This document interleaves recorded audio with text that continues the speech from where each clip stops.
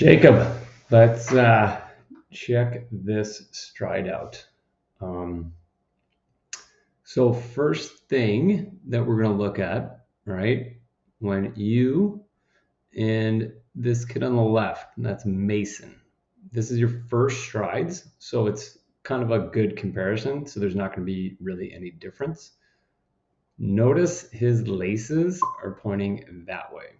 Yours are pointing directly down. So that means is after you stride, your knee turns down, your leg goes very far back, and you have a big recovery process. That's going to slow down how quickly you can turn your feet over. All right. So, number one, how do we fix that? Your knee has to stay out here after you stride.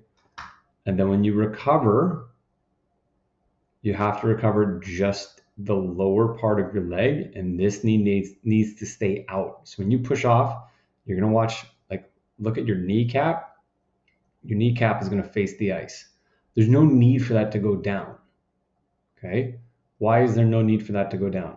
Because look, when you stride next, your knee is pointing that direction, not down. So you've moved through pushing off with your knee pointing out, you moved your knee to pointing down, then you moved your leg up. So you had to have a giant movement to get your leg into this position here, which is how you actually want to create drive and power. So you've finished here, and then there's a big, long recovery process until your leg gets there. For comparison, watch Mason. When he pushes off, his knee stays out, and it's a very small recovery process. Same stride length, smaller recovery, because he keeps his knee out and he's just recovering the lower part of his leg. And last but not least, when he pushes off here, it's not, when you push off, you leave your leg behind you in a giant kind of slow process to recover it. So that's number one, is that recovery needs to get fixed. Okay. Number two, if you notice your arms, super long. Mason's 90 degrees, moving at a 45-degree angle compared to his drive plane. So he's driving this direction. His arms are going to move about 45 degrees. And that 45 degrees-ish isn't pulled out of nowhere. That should mirror about-ish. So this arm should be moving kind of in the same plane as this foot, so that those drives can match each other. Because if you have your foot driving this direction and your hand driving that direction, those are counteracting forces on each other. You want all the forces in your body to be working together to create that drive. At least that's the theory anyway. Maybe there's some AI out there that has something else to say, which would be awesome to hear about. When you recover, okay, so you can watch your recovery versus Mason's. So again, like after you push off in that left leg, it's such a long process to bring it back under, whereas Mason's looks nice and smooth. Last point for this, just notice how this stride looks really mechanical, smooth, and efficient. Yours looks a little like out of whack and for lack of a better term, it's just a little bit sloppy. And the reason, okay, we're going to go into this right now. When you're skating, watch your arms and how wide they are. That's going to cause your head to kind of move side to side because there's so much force going on your arms that something has to counterbalance it and something has to move with it. And that something is everything from your hips up are getting swung all over the place. Because you can see how your shoulders are like dipping and diving back and forth there. And you can see it via your head, there and there. Now, let's go watch Mason. Watch his shoulders, watch his head. Look how unbelievably smooth that is.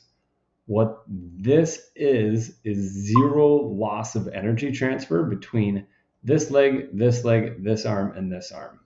There's no wasted power. It's not getting diverted into his shoulders bending or breaking. It's getting driven into the ice. there, and there. Okay. So how do you develop that? Or actually, I should say, last but not least, one other thing I got to touch on. So here's the center line of your body. When you recover your foot, notice how it doesn't quite get underneath. So it stays like outside. It stays on the right side of the middle of your body mass. For Mason, when he recovers, you can see how his foot is pretty much almost spot on the center line of his mass. Why are we doing that? Let me pull up a video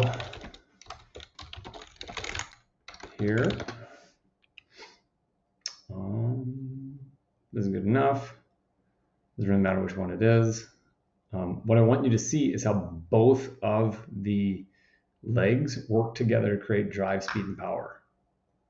Right? So when this guy does, the skater, this is like very intense too. Look at this leg loading up. Not this leg that he's standing on, but the leg that his weight isn't on. He's really loading that up, and you're going to watch it drive and create as much power as humanly possible. We don't want to match how far his is going behind this drill, but look at the drive that he creates at this one and that one. He's using the opposite leg to create drive. Same. See if we can find another one. Ooh, has some tunes. Beast mode, let's go. Same thing here. Ooh, geez, not exactly the best. But even still, you can see how he's using the opposite leg to drive. Find maybe this guy's decent.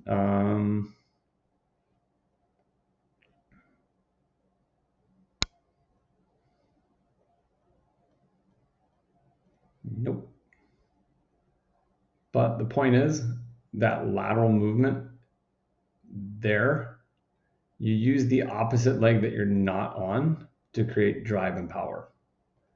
For you, you're not doing that when you're skating. That opposite leg is just kind of going along for the ride. So you're driving here, but this leg really isn't creating power that direction.